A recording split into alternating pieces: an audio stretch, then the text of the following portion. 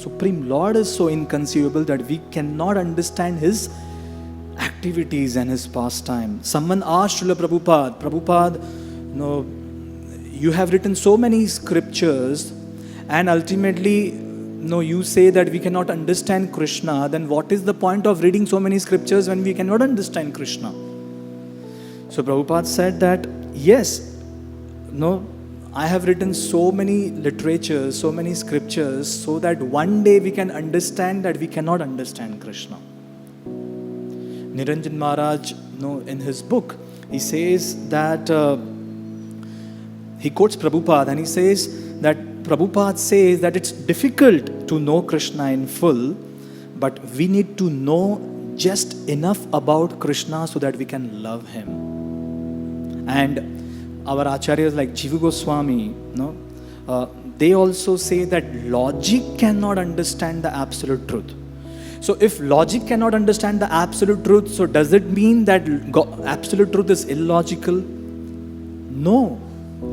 Absolute truth is not illogical, absolute truth is translogical. Chaitanya Charan Prabhu writes a very beautiful article on what is the meaning of logical, illogical and translogical. So there are three things: logical, illogical and translogical.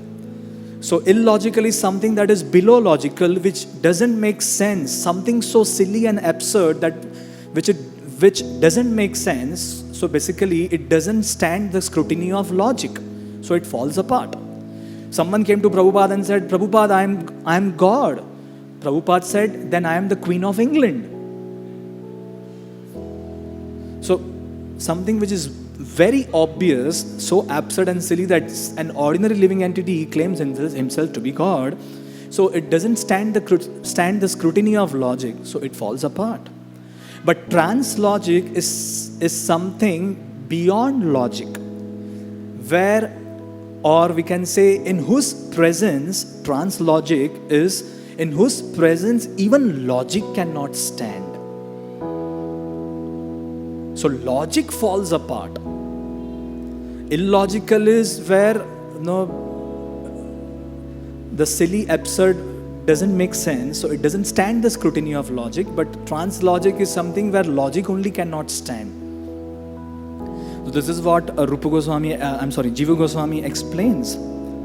So God is so great and supreme means He's superior to the logical faculty.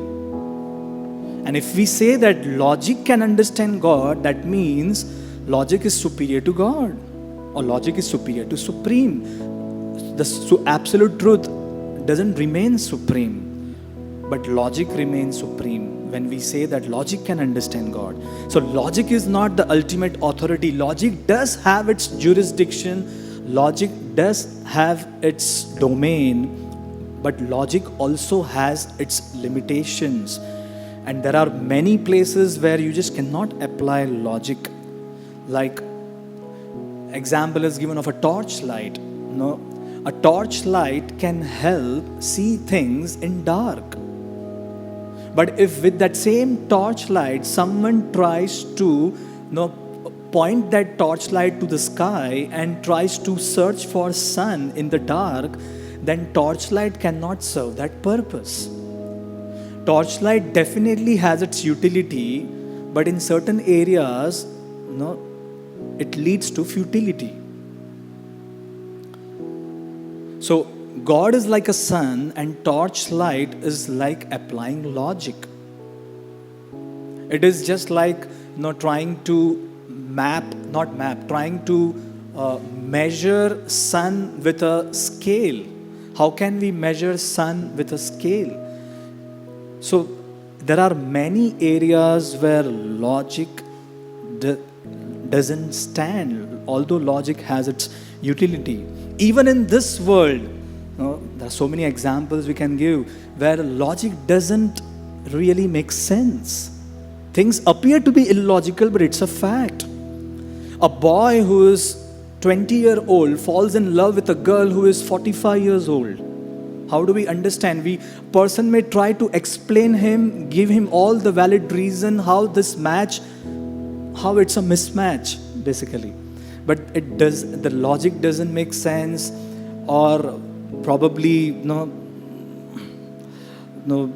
matter how much you try to understand, make that person understand, nothing registers, nothing clicks to that person. So basically logic fails. So there are many things that are beyond logic, but still we accept it.